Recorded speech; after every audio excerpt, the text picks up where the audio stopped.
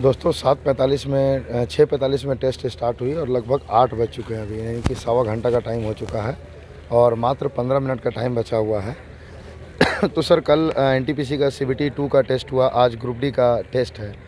तो सर आप मुझे ये बताइए कि आज जितने स्टूडेंट्स का अनुमान था उससे कई संख्या में ज़्यादा स्टूडेंट्स पहुँचे हैं। तो ये संख्या दिन बाय दिन और उम्मीद है कि बढ़ती ही जाएगी। तो स्टूडेंट्स का जो जोश है, वो जज्बा है, वो देखने को मिल रहा है। तो सर कैसा लग रहा है आपको? बहुत अच्छा, बहुत अच्छा। अच्छा। मतलब आप सोच नहीं सकते हैं, जैसे कहते हैं ना किसी माँ को संतान की प्राप्ति होती है और किसी बाप की बेटी विदा होकर जाती है तो उस टाइम उसे रोना भी आता है और खुशी भी मिलती है। तो मैं पता नहीं कर पा रहा हूँ कि मैं रो रहा हूँ कि खुश हो रहा हूँ। लगता है जीवन सार्थकता की ओर जा रहा है, लग रहा है कि जीवन में मैंने कुछ किया है। आज एक ऐसी फीलिंग्स आ रही है कि मैं जो सपना आज से 10 साल पहले देखा था, आज उसको पूरा होता हुआ आप भी देख रहे हैं और मैं तो देखकर आनंदित हो रहा हूँ। मैं तो बच्चों के खुले हुए चप्पल, मैं बच्चों के मुखड़े को देखता हूँ और इतना आनंदित होता हूँ। 2 रात से मैं सोया नहीं हूँ, आप भी मेरे साथ हैं। 2 रात से हम लोग एकदम नहीं सो पाए हैं क्योंकि जो बाइंडर था उसके साथ मिस हैपनिंग हो गया और क्वेश्चन प्रॉपर वे में नहीं आ पा रहा था, तो उसी में हम लोग लगे हुए थे और प्रॉपर वे में टेस्ट करवाए हैं। तो समझिए, लेकिन नींद ही नहीं आ रही है। कहते हैं ना, मंजिल के मतवालों को नींद कहाँ आती है, तो वही वाला मामला है।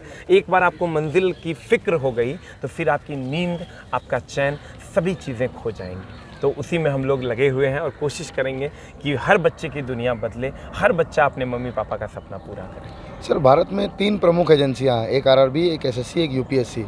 एसएससी का भी एग्ज़ाम कैलेंडर है, यूपीएससी का भी एग्ज़ाम कैलेंडर है। आखिर रेलवे के विद्यार्थियों की ऐसी क्या गलती है? आखिर क्यों उनसे उनका हक छीना जाता है? नहीं, देखिए, बातें चल रही है, बहुत जल्द आपको रेलवे का कैलेंडर भी देखने को मिलेगा। हम लोग इस मांग को प्रमुखता से उठा रहे हैं कि बहुत जल्द आपको रेलवे भर्ती बोर्ड का कैलेंडर देखने को मिलेगा। बहुत जल्द, मतलब ये नहीं कह सकते कि 1 महीने में, 2 महीने में, लेकिन बहुत जल्द आपको आरआरबी का कैलेंडर देखने को मिलेगा। और सर रेलवे का जो ट्रैक रिकॉर्ड रहा है आरआरबी का, वो कहीं ना कहीं बहुत ज़्यादा अच्छा बिल्कुल भी नहीं रहा है, क्योंकि 2019 की वैकेंसी है। 2022 में ग्रुप डी का जो एग्ज़ाम डेट मिला है वो भी एक एक्सपेक्टेड एग्ज़ाम डेट है। तो एनटीपीसी तो आपका 9 और 10 मई को स्टार्ट हो जाएगी, ख़त्म कब होगा ये पता नहीं है। यदि अगर ग्रुप डी का एग्ज़ाम जुलाई में स्टार्ट नहीं हो पाती है किसी कारण से, तो उस केस में विद्यार्थी गण के पास क्या ऑप्शन होंगे? उस केस में मैं रोड पे रहूँगा।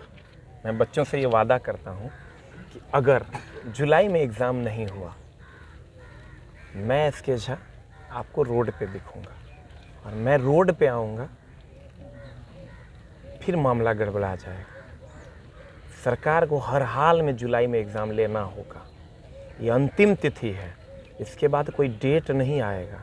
वो तारीख पे तारीख, तारीख पे तारीख सन्नी देओल माफ़ कर दिया होगा, हम माफ़ नहीं करेंगे। ये अंतिम लड़ाई है। हम लोग बहुत पेशेंस से जुलाई का इंतज़ार कर रहे हैं। इस बार गड़बड़ हुआ तो मामला गड़बड़ा जाएगा, एकदम नहीं मानेंगे हम लोग। इसलिए, और ऐसा सरकार भी नहीं करेगी।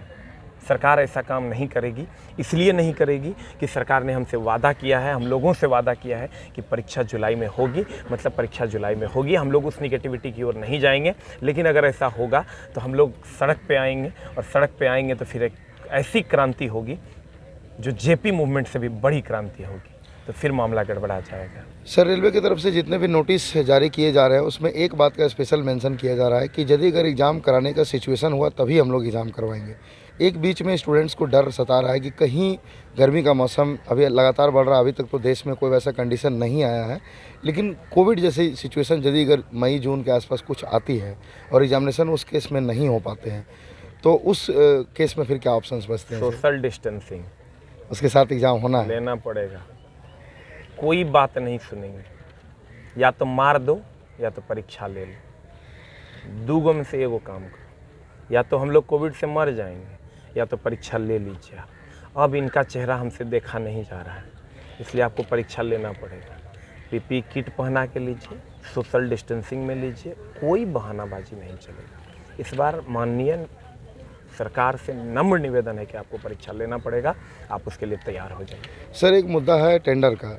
ग्रुप डी के स्टूडेंट थोड़े से सहमे हुए हैं कि टीसीएस को ग्रुप डी का टेंडर नहीं दिया गया है। क्या हम लोग जो बच्चे हैं ग्रुप डी के, क्या हम लोगों ने एप्लीकेशन फ़ीस कम दिया है, या फिर हम लोगों ने क्या कम दिया कि एनटीपीसी का एग्ज़ाम टीसीएस से करवाया जा रहा है जबकि ग्रुप डी का टीसीएस से नहीं करवाया जा रहा। फिर फेयर तरीके से एग्ज़ाम हो जाती है तो बहुत अच्छी बात है, लेकिन यदि अगर बीच में किसी तरह का कुछ होता है गड़बड़ी और फेयर एग्ज़ाम नहीं हो पाता है, तो चूँकि स्टूडेंट्स ऑलरेडी बहुत ज़्यादा इंतज़ार किए हैं, 3 साल इंतज़ार किए हैं, तो इसको लेकर के स्टूडेंट्स ने हाई पावर कमेटी के सामने भी अपनी बातें रखी थी। तो इस टेंडर के बारे में आपका क्या कहना है सर? हम लोग परीक्षा का बहिष्कार करेंगे और परीक्षा हर हाल में सही तरीके से सरकार लेगी, ऐसा हमको भरोसा है। और एनएससीआईटी चूँकि उस टाइम नई थी तो उसका एक लिमिटेड एरिया था, इसलिए हो सकता है उससे मिस्टेक हुआ हो, लेकिन अगर आगे भी मिस्टेक करेगी तो उसके लिए हम लोग खड़े होंगे। लेकिन अभी हम लोगों को उस तरफ नहीं जाना है, अभी हम लोगों को पढ़ाई करनी है। लड़ाई वाला मुद्दा लड़ाई के टाइम होगा, अभी हम लोगों को पढ़ाई करनी है और कोशिश करनी है कि कितना ज़्यादा से ज़्यादा अपने कंटेंट को इम्प्रूव कर सकें। सर ईडब्ल्यूएस का मुद्दा स्टूडेंट्स का रिजॉल्व हो गया, एक मुद्दा बाकी रह गया सर लैंग्वेज का, जो कि चूँकि यहाँ पे मैक्सिमम जो स्टूडेंट है वो झारखंड, बिहार, यूपी के हैं और बच्चों से फॉर्म भरते टाइम मिस्टेक हो गया था कि इन्होंने इंग्लिश लैंग्वेज सेलेक्ट कर लिया था, तो बच्चों ने हाई पावर कमेटी के समक्ष भी अपना मुद्दा रखा था। तो सर क्या स्टूडेंट्स ये प्रिपेयर्ड हैं कि अगर इनको केवल इंग्लिश लैंग्वेज में ही क्वेश्चन मिलता है तो एग्ज़ाम देने के लिए रेडी हैं? देखिए, इस पर भी बातें चल रही है, हो सकता है कि आपको दोनों ऑप्शंस मिल जाए एग्ज़ाम हॉल में, जैसा पहले होता था कि लॉगिन करने के टाइम में आपको लैंग्वेज सेलेक्ट करने का मौका मिलता था, तो हो सकता है ऐसा हो। उस पर भी बातें चल रही है बहुत गहनता से, तो जैसा इस पर खुल के कुछ सामने आएगा तो फिर मैं इस पर बात कर पाऊँगा कि क्या मामला हो पाएगा। ठीक है सर, और कोई फाइनल मैसेज? फाइनल मैसेज यही है, लड़ाई भी चालू है, पढ़ाई भी चालू रखना है। लड़ाई हम लोग लड़ रहे हैं, पढ़ाई आपको चालू रखना है। आपको हर हाल में पढ़ाई पे ध्यान देना है, अभी लड़ाई पे ध्यान नहीं देना है। ठीक है, और उम्मीद करेंगे कि आप लोग ज़रूर से ज़रूर ऐसा करेंगे। और हमारे सनोज जी हमेशा बच्चों की आवाज़ उठाते हैं, इसके लिए आपको भी बहुत बहुत धन्यवाद कि आप इतना पुरजोर तरीके से, ऐसे लोग जो एकदम किसी से नहीं डरते हैं, निर्भीक हैं, किसी से नहीं डरते हैं, बहुत कम होते हैं, तो हम चाहेंगे कि आप हमारे चैनल को सब्सक्राइब करें ना करें, सनोज जी को ज़रूर सपोर्ट करें। थैंक यू सर, और आपको भी बहुत बहुत धन्यवाद सर। आपने एग्ज़ाम कैलेंडर का मुद्दा सभी मीडिया के समक्ष रखा, स्टूडेंट जो जेल में हैं उनका मुद्दा रखा, और सबसे बड़ी बात की स्टूडेंट्स के लिए इतना अच्छा फ्री टेस्ट ऑर्गेनाइज़ कर रहे हैं। और हम लोग भी कोशिश करेंगे एसके झा सर के साथ मिल करके धनबाद में कुछ पॉसिबल हो सके तो धनबाद में भी ग्रुप डी के बच्चों के लिए टेस्ट ऑर्गेनाइज़ करेंगे।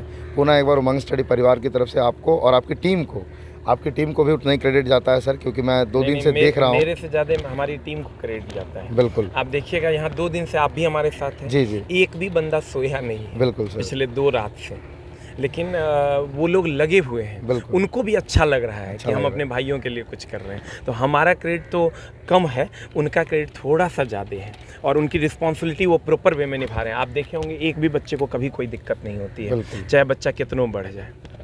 ठीक है सर, बहुत बहुत धन्यवाद। Thank you very much.